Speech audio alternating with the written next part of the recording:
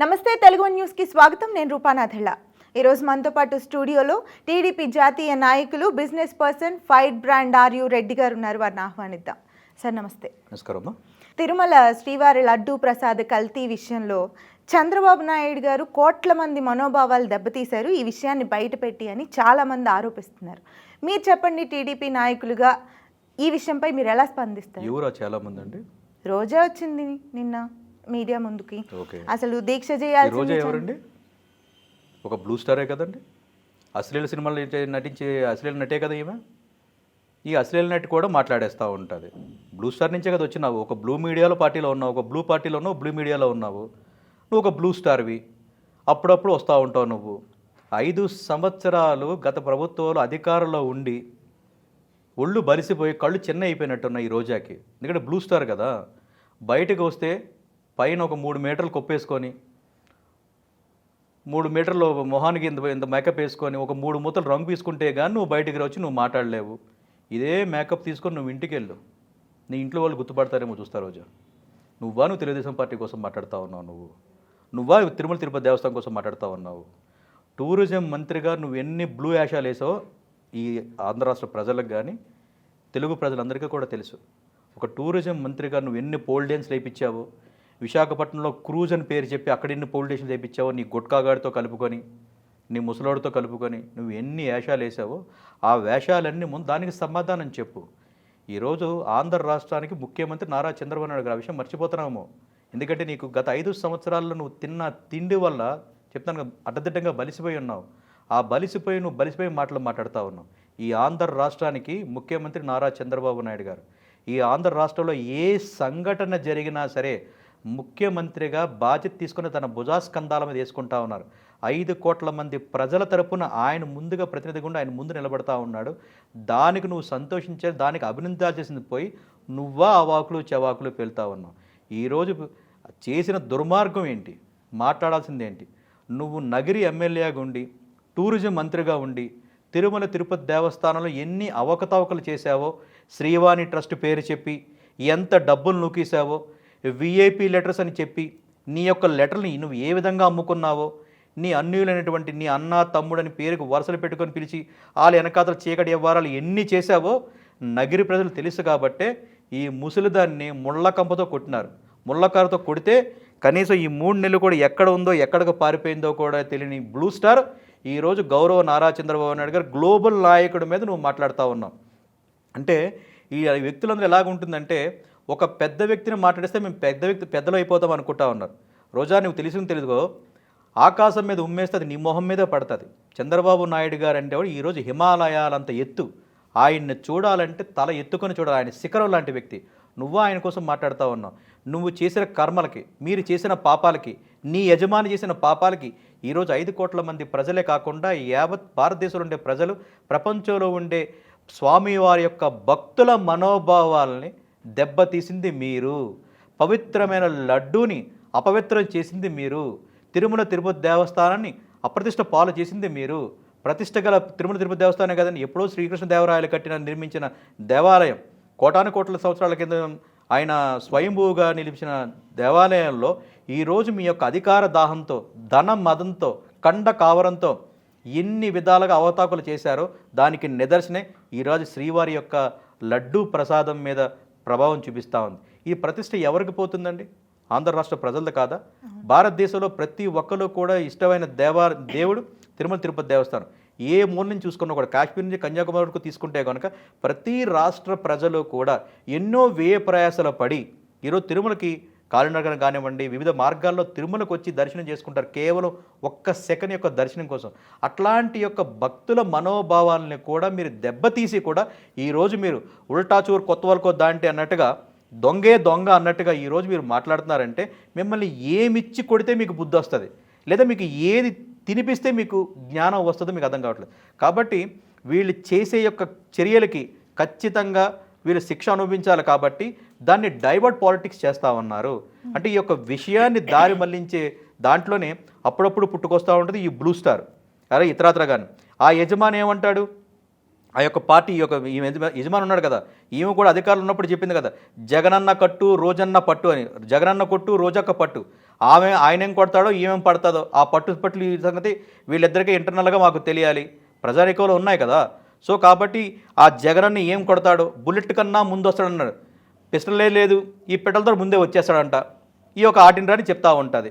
So కాబట్టి సమాజంలో ఏ విధమైన గౌరవ రాజకీయాలకు కూడా అర్హత లేని వ్యక్తులు కూడా ఈరోజు గౌరవ చంద్రబాబు నాయుడు గారి పేరు ఎత్తుతున్నారంటే ఈయనకు ఆ యొక్క పేరు యొక్క బలం ఏంటి మీరు అర్థం చేసుకోగలగాలి. ఆ పేరుకుంటే శక్తి అంటే మీరు అర్థం చేసుకోగలగాలి. మీ మీడియా మిత్రులు కానీ ప్రజలకు ఆల్రెడీ తెలిసింది. కాబట్టి ఆయన మాట్లాడితే, ఆయన పేరు మాట్లాడేస్తే మళ్ళీ ప్రజలు మమ్మల్ని గుర్తిస్తారనే అభద్ర భావంలో ఉన్నారు. కాబట్టి ఈరోజు ఆయన కోసం మాట్లాడడం, చేసిన దుర్మార్గ పని మీరు, శిక్ష అనుభవించాల్సింది మీరు. ఈ ఆటినరాని కూడా ఉంది కదండి, టూరిజం మినిస్టర్గా ఎన్నిసార్లు తిరుమలకి తీసుకుపోయింది, జబర్దస్త్ టీములు తీసుకుపోయింది. ఈ జబర్దస్త్ ఆంటీ, ఈ బ్లూ స్టార్ ఆంటీ ఎంతమందిని చెన్నై నుంచి తీసుకెళ్ళిందో బ్లూ స్టార్లో మొత్తం రికార్డ్స్ అయితే ఉన్నాయి. దొంగ విఐపి కార్డులు పెట్టుకొని ఒక లెటర్ పెట్టి 100 మందిని తొలిచింది. ఆ 100 డబ్బులు ఎక్కడికి పోయినాయి? శ్రీవాణి ట్రస్ట్ కూడా వీళ్ళు కుంభకోణం చేసినారు కదండి. 10,000 రూపాయలు శ్రీవాణి ట్రస్ట్ పేరు పెట్టి ఎంత డబ్బులు స్వామివారి అకౌంట్లో వెళ్ళినాయి, ఎంత డబ్బులు జగన్మోహన్ రెడ్డి ఖజానాకి వెళ్ళినాయి, ఆటినరాని ఖజానాకి వెళ్ళినాయి. ఆటినరాని ఎప్పుడూ కూడా ఈ యొక్క దొరపక్కనే ఉంటుంది కదా, A1 దగ్గరే కదా పక్కనే ఉండేది. ఇద్దరు గూడుపటాన్ని చేసి ఈరోజు ఆలయ ప్రతిష్టను దిగజార్చి, ఆ యొక్క ఆలయ ప్రతిష్టను దిగజార్చిన తర్వాత మళ్ళీ పునర్నిర్మించాలి, మళ్ళీ పునఃప్రతిష్ఠ చేయాలని చెప్పి గౌరవ చంద్రబాబు నాయుడు గారు తాపత్రయపడుతున్నారు. కాబట్టి ఈ గజ దొంగలందరూ బయటకు వచ్చారు. కాబట్టి ఈరోజు అవాకులు చెవాకులు పెడతా ఉన్నారు. ఈ ఆంధ్ర రాష్ట్రానికి నారా చంద్రబాబు నాయుడు గారు ముఖ్యమంత్రి, ఆయన బాధ్యత తీసుకున్నారు ఈ తిరుమల తిరుపతి దేవస్థానం మీద. ప్రజల భావాలు కానివ్వండి, మనోభావాలను కానివ్వండి, హిందువుల మనోభావాలు కానివ్వండి, భక్తుల మనోభావాలని ఆయన భుజస్కంధాల మీద వేసుకున్నారు. కాబట్టి నిష్కల్మషంగా, కఠినంగా ఆయన విచారిస్తున్నారు. ఆ విచారణలో ఏదైతే అక్రమాలు జరిగాయో, వాడుకోని పదార్థాలు ఏదైతే స్వామివారి ప్రసాదంలో పంది మాంసం సంబంధించిన, కొవ్వుకు సంబంధించిన ఆయిల్ కానివ్వండి, జంతు కలేబారాలను తీసిన ఆయిల్ కానివ్వండి, చేపల దగ్గర నుంచి తీసిన కానివ్వండి, ఇతరాత్ర పదార్థాలను తీసిన ఏవైతే కల్తీ జరిగిందో ఆ కల్తీ జరిగిన కంపెనీని కూడా బ్లాక్ లిస్ట్ జరిగింది. రేపో మాపో వాళ్ళ యొక్క సంబంధికులు కూడా అరెస్ట్ చేస్తాం. ఎందుకంటే ఈరోజు గౌరవ ముఖ్యమంత్రి గారి సారథ్యంలో సిట్ అనేది ఒకటి DIG యొక్క స్థాయిలో ఒక సిట్ అనేది ఏర్పడింది. కాబట్టి వితిన్ ఒక స్పాన్ ఆఫ్ పీరియడ్లో గవర్నమెంట్ కూడా యొక్క అధికారికి కూడా ఒక టైం ఇవ్వడం జరిగింది. తగు విచారణ, క్షుణ్ణంగా విచారణ చేసి ఆ యొక్క తిరుమల తిరుపతి దేవస్థానానికి సంబంధించిన బోర్డు చైర్మన్ దగ్గర నుంచి ఈ బొడ్డు సుందరి వరకు కూడా, మేము ఎలాగంటున్నాం దయచేసి మనం క్షమించాలి, ఈ బొడ్డు సుందరి వరకు కూడా కటకటాలకు వెళ్ళే పరిస్థితి ఖచ్చితంగా ఉంది.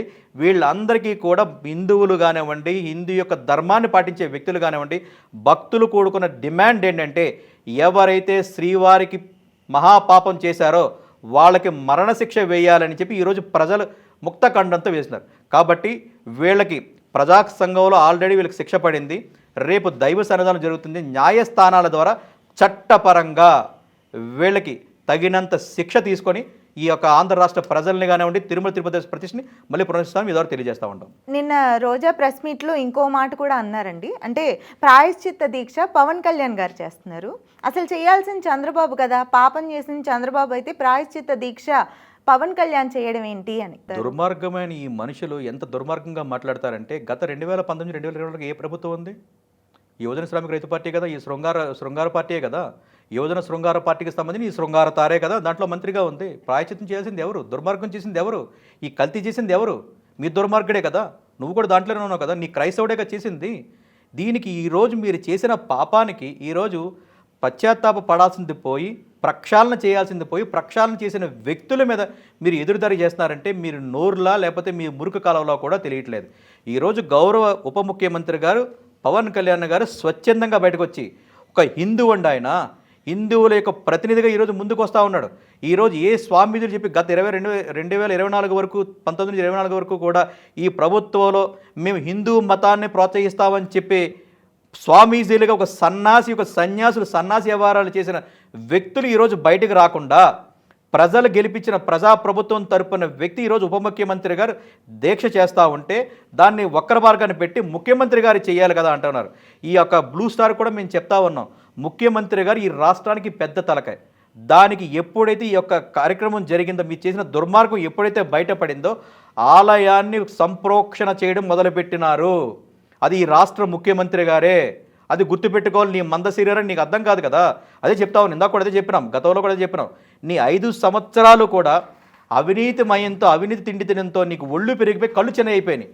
కాబట్టి ప్రభుత్వం ఏం చేస్తుంది, ప్రభుత్వ అధినేత ఏం చేస్తున్నాడు అనేది నువ్వు చూసుకోలేకపోతా ఉన్నావు. కాదు సార్, ఇక్కడ నేను ఒక మాటకు అడ్డొస్తున్నాను. జగన్మోహన్ రెడ్డి అంటే క్రిస్టియన్ అనుకోవచ్చు, మరి రోజా అస్తమానం తిరుమలలో మనకి దర్శనం ఇస్తూనే ఉంటుంది కదా భక్తురాలు. గత 5 సంవత్సరాల్లో కనుక మీరు చూసుకుంటే కనుక యజమాని ఏం చేస్తే కూలోడు కూడా అదే చేస్తాడు కదా. జగనన్న ఏం చేస్తాడు, రోజక్క అదే చేస్తాడు. అందుకే కదా వీళ్ళిద్దరిలో కూడా మీరు గమనం చూస్తే కనుక టూరిజం మంత్రిలో జగనన్న కొట్టు రోజక్క పట్టుకుంటుందని చెప్పి అన్నారు. సో కాబట్టి ఈ రోజక్క ఏం చేస్తుందో ఆ జగనన్న ఏం చేస్తాడో రోజక్క అదే కదా కాపీ కొడతా ఉంటుంది. చాలామంది ఉన్నారు కదా దీంట్లో. ఒక మహిళా మంత్రులు ఎవరైతే ఉన్నారో ఆ మిడతల రజనీ అని చెప్పి ఎక్కడో పుట్టిన మొక్క ఎక్కడో పెరిగింది. ఆ మొక్క ఏం చేసిందో కూడా మనం చూసాము. ఆ హావభావాలు ఏం చేసామో మనం కూడా చూసాము. అప్పుడు దాకా ఫుల్ హ్యాండ్స్ చేసుకునేవాడు అందరూ కూడా చొక్కాలు మడత పెట్టి చీలలా ఊపిని తిప్పిన సందర్భాలు ఉన్నాయి. అంటే మా యజమాని కళ్ళల్లో ఆనందం కోసం మేము ఏదైనా పనులు చేస్తాము. దాంట్లోనే ఈ యొక్క ఆటిన్ రాణి ఎవరైతే ఈ బ్లూ స్టార్ అయితే ఉన్నారో కాబట్టే కదా. ఇప్పుడు యజమాని ఏంటి, ఒక క్రైస్తవుడు, హిందూ మతాన్ని మీద అతనికి నమ్మకం లేదు, హిందూ దేవుళ్ళ పట్ల గౌరవం లేదు. ఆఖరికి ఈ ప్రజలు నమ్మి నీకు ఓట్లు వేస్తే, నీకు ఒక అధికారం ఇస్తే ఆ ప్రజాస్వామ్యం మీద కానీ ఆ ప్రజల మీద కూడా గౌరవం లేదు. కాబట్టి కించపరచాలని ఉద్దేశం, హిందూ మతాన్ని తొక్కాలని ఉద్దేశం. దాంట్లోనే ఈ యొక్క మొక్క కానివ్వండి, ఈ యొక్క ఆటిన్ రాణి కూడా చేయి కలిపినారు. దేవాలయాన్ని, ఒక పవిత్రమైన దేవాలయాన్ని ఇది ఒక రాజకీయ పబ్బంగా గడిపినారు, ఒక రాజకీయ ఆదాయంగా చూసుకున్నారు వీళ్ళు. ఎప్పుడైనా గమనిస్తే ఈ రోజా అనేది తిరుమల తిరుపతి దేవస్థానం పడి తీద్దామండి. గత 5 సంవత్సరాల్లో నగిరి ఎమ్మెల్యేగా, ఒక టూరిజం మంత్రిగా ఈ 5 సంవత్సరాల్లో తిరుమల తిరుపతి దేవస్థానాన్ని నువ్వు ఏ విధంగా వ్యాపార సంస్థగా చేసుకున్నావో మా దగ్గర ఆధారాలు ఉన్నాయి. చేయలేదని నువ్వు చెప్పు, నీ బిడ్డల మీద ఒట్టేసి చెప్పు, మేము సవాల్ విసురుతా ఉన్నాం. చెప్తా ఉంటావు కదా, జబర్దస్త్లో యాక్టింగ్ల కోసం, కెమెరాల కోసము, వ్యూస్ కోసం నువ్వు ఎన్ని రీల్స్ వేసావో, ఎన్ని మాటలు మాట్లాడావో. ఇప్పుడు అదే మాట మేము కెమెరా ముందు మీరు కూడా చెప్తా ఉన్నాం. నువ్వు అవినీతి పడలేదు, నీ ఆడబిడ్డ సాక్షిగాను, నీ యొక్క మగబిడ్డ సాక్షిగాను నువ్వు ఒట్టే సమాధానం చెప్పు. 5 సంవత్సరాలని శ్రీవారి యొక్క దేవస్థానాన్ని మీ యొక్క రాజకీయ వ్యవస్థగా, మీ యొక్క ఆర్థిక వనరుల వ్యవస్థగా మార్చుకున్నారా లేదా? చెయ్యకూడని పనులు కొండ మీద చేయించినావా లేదా?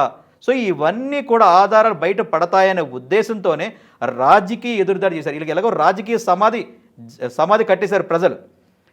మళ్ళీ ఏదో ఒకటి మేము మాట్లాడితే మళ్ళీ మాకు ఏదో అవకాశం ఉంటుంది, ఎవరో ఒకరు మమ్మల్ని గుర్తిస్తారు కదా అనే ఉద్దేశంతో ఈరోజు అప్పుడప్పుడు ఈ యొక్క ఏదైతే ఆటిన్ రాణి ఉందో బయటకు వస్తూ ఉంది. కాబట్టి ఈ ఆంధ్ర రాష్ట్ర ప్రజలకి మీ ద్వారా, మీడియా ద్వారా మేము తెలియజేసేది ఏంటంటే, ఈ ఆంధ్ర రాష్ట్ర ముఖ్యమంత్రి చంద్రబాబు నాయుడు గారు భుజస్కంధాలు వేసుకొని హిందూ యొక్క మనోభావాలను కానివ్వండి, హిందువుల యొక్క బాధ్యతను కానివ్వండి, దానికోసమే ఇరువురు కూడా. ఇప్పుడు మాది కూటమి, ఆంధ్ర రాష్ట్ర ప్రభుత్వంలో ఉండేది కూటమి ప్రభుత్వం. కూటమి తరపున డిప్యూటీ సీఎం గారు, ఉప ముఖ్యమంత్రి గారు పవన్ కళ్యాణ్ కానివ్వండి, ప్రధాన తలకాయైనటువంటి ముఖ్యమంత్రి గారు కానివ్వండి, బీజేపీ తరపున అగ్రనాయకులు కూడా దీని మీద పూర్తిగా కఠినంగా నిర్ణయాలు తీసుకోవడం జరిగింది. కాబట్టి వారి యొక్క దారిలో వారు ముందుకు పోతా ఉన్నారు. ముఖ్యమంత్రి గారు, ఉప ముఖ్యమంత్రి గారు ఏదైతే దీక్ష తీసుకోవడం కానీ, హిందువులకు గౌరవాన్ని తీసుకొని దీక్ష చేయడం కానివ్వండి, ముఖ్యమంత్రిగా ఆలయాన్ని ప్రక్షాళన చేయడం కానీ, ఎందుకంటే ప్రభుత్వ అధినేత ఆయన. సో ఆ ప్రభుత్వ అధినేతగా ఆయన తీసుకోవాల్సిన చర్యలు కానీ, ఒక పక్క విచారణ జరుపుతూ, ఒక ప్రజల్ని కాపాడుకుంటూ, ఎందుకంటే ఇక్కడ కావాల్సిన చాలా సున్నితమైన అంశం హిందువుల యొక్క మతాల మీద చిచ్చు పెట్టాలని వీళ్ళు చూశారు. సో దాన్ని కాపాడాల్సిన బాధ్యత కూడా ప్రభుత్వ అధినేత మీద ఉంది. కాబట్టి దాని లా అండ్ ఆర్డర్ని కూడా కాపాడుకుంటూ, ప్రజా వ్యవస్థని ఒక విధంగా నడిపిస్తూ, విచారణ జరిపిస్తూ, హిందువులను కూడా కాపాడుకుంటూ, వాళ్ళ మనోభావాల్ని గౌరవించి ఈరోజు సంప్రోక్షణ కానివ్వండి, యొక్క హోమం కార్యక్రమాలు కానివ్వండి, సిట్ వేయడం కానివ్వండి, ఇవన్నీ జరుగుతూ ఉన్నాయి. కాబట్టి కూసే మాటలకు ఒక ఏనుగు పోతే వెనకాతలు ఎన్నైతే మురుగుతాయో, ఇలాంటి మురుగు వాటికి ఈ ప్రభుత్వం దానికి సమాధానం చెప్పాల్సిన పని లేదు. తగు రీతిలో ఖచ్చితంగా న్యాయం, ధర్మం, దేవస్థానం, దైవం ఖచ్చితంగా వీళ్ళకి శిక్ష వేస్తానని మీ ద్వారా తెలియజేస్తూ ఉంటారు. Right sir, thank you so much అమ్మా.